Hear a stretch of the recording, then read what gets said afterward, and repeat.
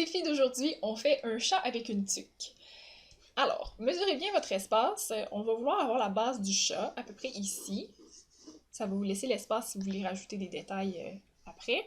Puis on va faire la tête du chat à peu près là. Donc là, ça va être un chat exagéré, qui n'a pas nécessairement des proportions réalistes de chat. Donc sa tête va fitter ici. Et on va mettre son corps là. Et il va avoir un long cou, ce chat. Donc le chat va avoir un très long cou. D'accord? Et là, comme sa tête est trop grosse, on va la rendre plus petite. Donc ça va être un drôle de petit chaton. On va faire vraiment comme tout son museau, ses yeux ici. Il aura probablement des moustaches qui vont prendre la place de chaque côté, comme ça. Là, je suis juste à l'étape où je vais chercher là, mon espace. J'essaie de meubler, voir vers où je m'en vais.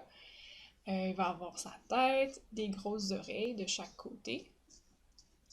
On verra. Et une tuque qui va passer par-dessus, comme ça.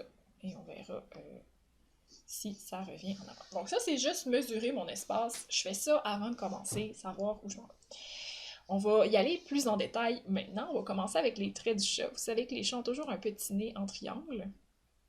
Je commence avec le triangle. On va descendre une petite ligne en dessous, puis on fait un autre petit triangle vers le bas.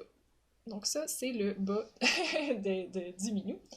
Le minou a des grosses babines de chaque côté. Fait que je peux faire des petites boules comme ça. Puis là, je vais un petit peu mieux faire le tour ici en poursuivant mes triangles. Puis là, comme on exagère, je vais mettre comme s'il y avait un petit sourire en coin.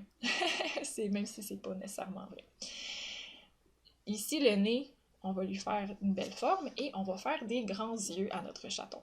Donc, notre chaton, moi, je l'imagine qui regarde peut-être une plaque de biscuits ou quelque chose, que ça lui donne envie. Donc, je vais lui faire des grands yeux comme ça, de chaque côté.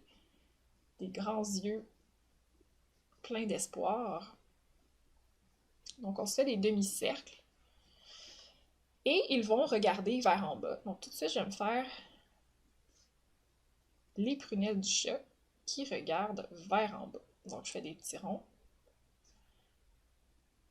Puis en faisant en regardant le reflet qui va vers en bas, ça donne l'impression que le chat voit en bas. Comme il se lèche les babines, on va lui rajouter une petite langue. Donc je vais ouvrir un peu sa bouche ici, puis on va rajouter une langue qui vient ici sur le côté. Tandis que je fais ça, j'ai toujours aussi mon crayon efface. Ça permet de nettoyer au fur et à mesure. Comme se rendre compte ici que la langue passe à travers. Le bas du chat, il y a son menton. On va faire un petit demi-cercle comme ça. Et là, on va s'intéresser à ses petites moustaches. Donc, ces moustaches vont commencer ici, près des babines. Fait que je vais faire comme vraiment s'il y avait une certaine largeur, là, des petits poils qui sortent comme ça, comme s'il y avait vraiment les visages plus en largeur. Je fais rejoindre ça aux babines, même chose de l'autre côté.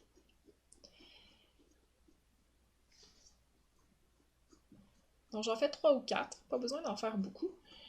Et là, les côtés du chat ici, en fait, c'est que sa tête est très grosse. Quand on fait une grosse tête, c'est mignon. Fait qu'on va s'assurer que sa tête est assez haute, puis qu'il a des belles grandes oreilles pointues qui viennent sur le côté comme ça.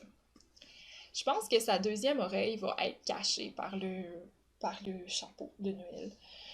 Donc, je vais l'enlever. Puis, à bien y réfléchir, j'aime mieux s'il y a des yeux un petit peu plus ronds. Je trouve que c'est comme plus mignon que des yeux ovales. Fait que j'ai décidé de le changer. On peut toujours changer en cours de route. Donc, je me fais des yeux un petit peu plus ronds comme ça. Comme d'habitude, quand on veut faire quelque chose de mignon, gentil, on peut lui faire des petits sourcils surpris. Et on avait dit un chapeau de Noël. Donc là, le chapeau de Noël, je vais le faire passer devant, comme ça, qui tombe. Ça passe carrément sur son oreille, donc on ne verra pas sa deuxième oreille. Le chapeau de Noël peut aller jusqu'à l'arrière, ça fait le tour de son visage. Et il va y avoir, il va être comme un peu, il va dépasser sur le dessus, il va être plié sur lui-même le chapeau, puis repasser devant avec une grosse boule ici. Donc je fais ça comme ça. Si je viens effacer ce que j'ai derrière, parce que le chapeau va en fait cacher tout ce qu'on a, Mais en fait, on voit plus grand-chose d'autre. Ça, c'est le petit pompon de Noël. Le petit chapeau qui allait là. Ici, c'est plié parce que c'est du tissu. Peut-être même le faire un peu plus haut. Comme ça. Et n'oubliez pas la petite mousse de Noël qui sort ici. Donc même si on ne voit pas sa deuxième oreille, on comprend qu'elle est dans le chapeau.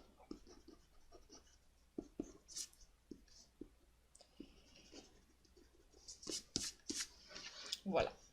Alors pour rendre notre petit chat encore plus cute, je vais encore une fois effacer ses, ses yeux. Je trouve que quand on a quelque chose de trop oblong, c'est pas nécessairement mignon. Fait que je vais juste le rendre, je vais mettre comme les yeux plus centrés, plus petits, plus ronds. Ça donne un peu l'impression qu'il est comme vraiment omnubilé par quelque chose en avant. Ça rend ça très cute. Fait qu'ici, il y a comme des sourcils surpris. Il regarde vers en bas. Il y a ses babines qui vont de chaque côté. Voilà. Donc ça, c'est notre chat surpris. On va poursuivre son cou qui va aller jusqu'à son corps. Et pour son corps, on va le faire en plusieurs boules. Donc il va avoir la première boule qui est comme le haut du corps. Puis il va avoir les boules de chaque côté qui sont ses pattes. Comme ça, ses pattes arrière. Il va avoir ses pattes avant, qui sont deux petites boules collées ensemble. Puis il va avoir le bas de ses pattes arrière qui sont plus comme des ovales, un petit peu qui dépassent. Vous voyez comme on a fait juste des boules, puis ça va nous permettre de construire un chat. Des fois, c'est bien surprenant. Fait que je vais relier les côtés de l'ovale jusqu'à la boule des pattes. OK, comme ça. Je fais ça de chaque côté. Je laisse un petit espace entre les deux, hein, parce qu'il y a quand même un espace sur sa poitrine. Ensuite, je vais effacer ces parties-là. Ça me permet de juste bien comprendre là, comment ça se passe. Comme c'est ses pattes, il n'y a pas de jonction claire non plus. Fait que je vais l'effacer. Par contre, on voudrait voir chacun de ces petits doigts, ce qui va permettre de mieux comprendre comment les pattes sont faites. Fait que je vais poursuivre un peu la forme comme ça. Comme ça. Ça permet de comprendre la position des pattes. Donc, de l'autre côté, même chose. Comme ça, comme ça. Fait que je me contente de faire 3 doigts de chat. Il y en a peut-être plus, peut-être moins. C'est pas très important. Donc, on comprend que c'est des pattes. Voilà. Maintenant, on va faire ses pattes arrière et ses cuisses. Donc, on avait déjà une bonne forme.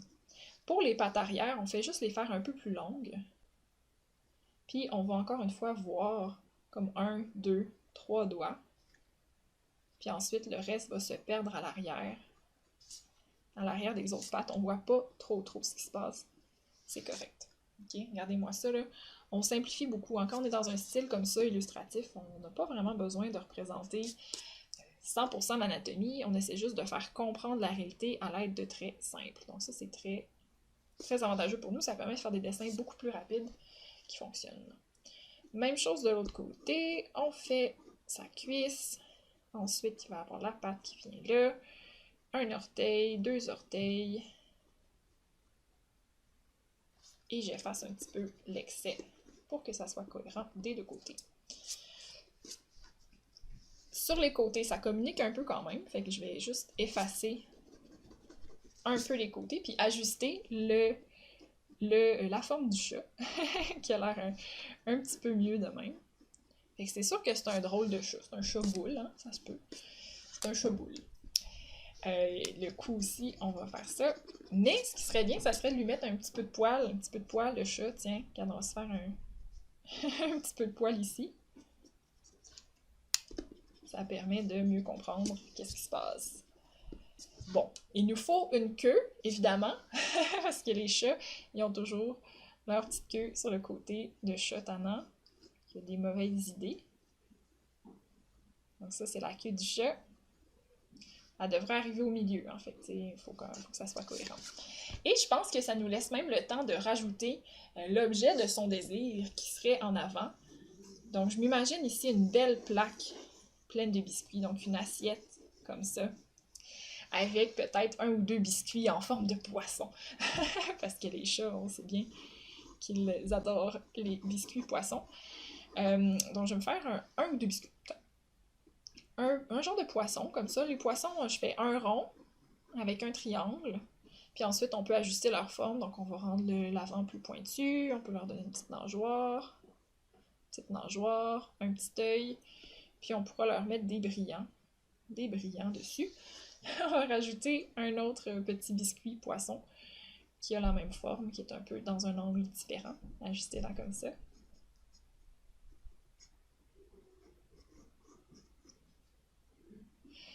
Et voilà, la nageoire sur le dessus. Et bien, le chat, hein, il est forcément assis quelque part. Fait que, il va falloir juste penser à faire un petit peu d'ombre ou montrer qu'il est comme assis quelque part. Peut-être même qu'il y a un plancher.